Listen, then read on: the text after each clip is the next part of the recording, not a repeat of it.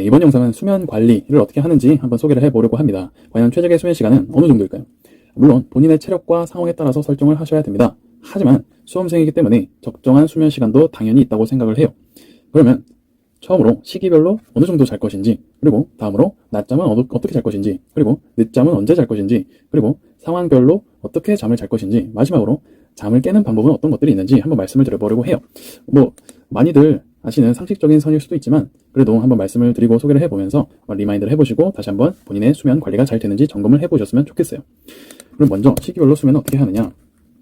먼저 내위순환부터 이순환까지는 적당히 잠을 자야 합니다. 그래야 지치지 않고 공부를 할 수 있고, 또 너무 적게 자면 공부량을 채울 수가 없어요. 그래서 보통 사람들을 보아하니 대략 6시간 반은 자는 것 같아요. 이 정도는 해야 공부량도 채울 수 있고 또 효율적으로 공부를 할 수 있는 것 같습니다. 이순환이 지나고 피셋 기간에는 보통 어느 정도 자야 될까요? 이때는 그래도 6시간 반에서 7시간은 자는 것 같아요. 너무 적게 자면은 피셋 풀 때 머리가 아파서 잘 풀리지도 않습니다. 그렇다고 너무 많이 자도 몸이 찌뿌둥해지고 나른해져서 잘 풀리지 않습니다. 그래서 적당한 수면 시간을 유지하는 게 굉장히 중요하다고 할 수 있겠습니다. 그렇다면 삼순환 기간에는 어떻게 잠을 자야 될까요? 삼순환 때는 공부량이 워낙 많습니다. 따라서 잠을 줄일 수밖에 없고요. 대략 5시간 반에서 6시간은 자지 않나 생각을 합니다. 물론 파이널 막판에는 보통 한 4시간 반에서 5시간 5시간 정도 자는 것 같아요. 4시간 반은 너무 짧고 5시간 정도 자는 걸로 많이 보입니다. 물론 사람마다 다르겠지만 대략 이 정도, 평균 수험생들은 보통 이렇게 자는 것 같습니다. 그 다음에는 낮잠은 어떻게 자야 하느냐. 낮잠을 물론 본인이 알아서 주무시면 되는데, 낮잠 같은 경우에는 졸릴 때는 한 10분에서 20분은 주무시는 게 좋습니다. 낮잠을 잘 때 엎드려서 자는 경우가 많은데, 이때 에어컨이 틀어져 있으면 춥기 때문에 일어났을 때 굉장히 몸이 으슬으슬 할 수도 있어요. 따라서 담요나 얇은 겉옷을 입고 주무시는 것을 추천을 드립니다. 낮잠은 정해진 게 없기 때문에 그냥 낮잠도 충분히 주무시는 게 좋다고 생각을 합니다. 하지만 낮잠도 너무 길게 자면은 안 좋습니다. 공부가 잘 안 되기 때문에 10분에서 20분 정도가 적당하지 않나 생각을 합니다. 그 다음으로 늦잠은 어느 정도 잘 것이고 언제 잘 것인가. 보통 일주일에 한 번은 늦잠을 자는 게 좋습니다. 월요일부터 토요일까지 보통 강의가 있기 때문에 일요일에 늦잠을 자는 것이 좋다고 할 수 있겠습니다. 일요일에 늦잠을 자고 낮에 맛있는 점심을 먹는 게 일주일을 버티는 힘이 아닌가 생각을 합니다.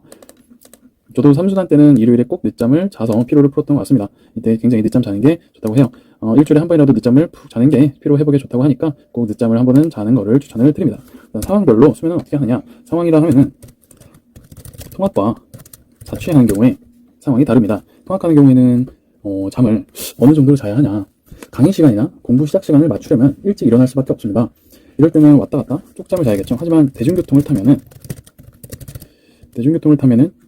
쪽잠도 불가능합니다. 쪽잠이 불가능하면은 어쩔 수 없이 잠을 늘리는 수밖에 없어요.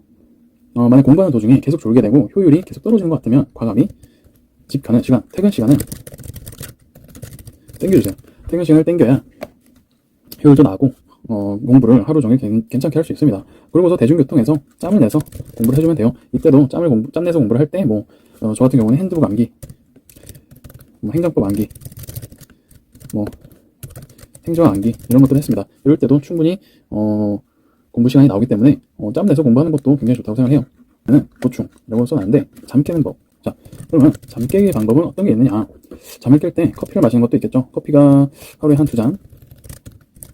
하루 2잔까지는 그래도 괜찮다고 하니까 커피를 마셔주는 것도 좋고요. 바카스를 먹는 게 좋다고 합니다. 바카스도 그 안에 카페인도 있고 타우린도 있기 때문에 피로 회복에도 좋고 잠을 깨는 데도 좋습니다. 하지만 카페인이 안 받으시는 분들은 어떻게 해야 되느냐. 바카스, 디카페인을 먹어주는 것도 좋습니다. 바카스 안에 타우린이 있기 때문에 피로 회복에 도움이 됩니다. 따라서 카페인 없는 바카스를 먹어주는 것도 좋습니다. 그리고 정 졸리면은 저는 일어나서 공부하는 것 추천을 드리고, 걸어다니면서 공부하는 것, 산책하면서 공부하는 거 굉장히 추천을 드립니다. 혹은 건물에 옥상이 있다면 옥상에서 공부하는 거 추천을 드립니다. 만약에 독서실 안에 있다면 일어나서 공부하는 건 힘듭니다. 따라서 걸어다니면서 공부하는 거, 옥상에 올라가서 공부하는 걸 추천을 드리는데, 이때는 문제풀이는 아마 못할 겁니다. 문제풀이는 안 되기 때문에 암기할 때 이런 방법을 써주면 좋습니다. 너무 졸릴 때 가만히 앉아서 암기를 하면은 잠이 솔솔 옵니다. 따라서 걸어다니면서 혹은 일어서서 공부하는 게 굉장히 잠을 깨우는데 좋습니다. 혹은 세수하는 것도 굉장히 좋다고 할 수 있겠죠. 세수를 해서 잠을 깨는 것도 굉장히 좋고, 네. 잠 깨는 방법은 여러 가지가 있겠지만 대략 이 정도 있지 않을까 생각을 합니다. 결론은 본인의 체력과 상황 그리고 시기에 맞게 잘 자는 것이 중요합니다. 정답은 없다. 본인의 스타일대로 잠을 충분히 자기가 굉장히 중요하다고 생각합니다. 네, 그러면은 이번 영상은 여기까지 하도록 하겠습니다. 감사합니다.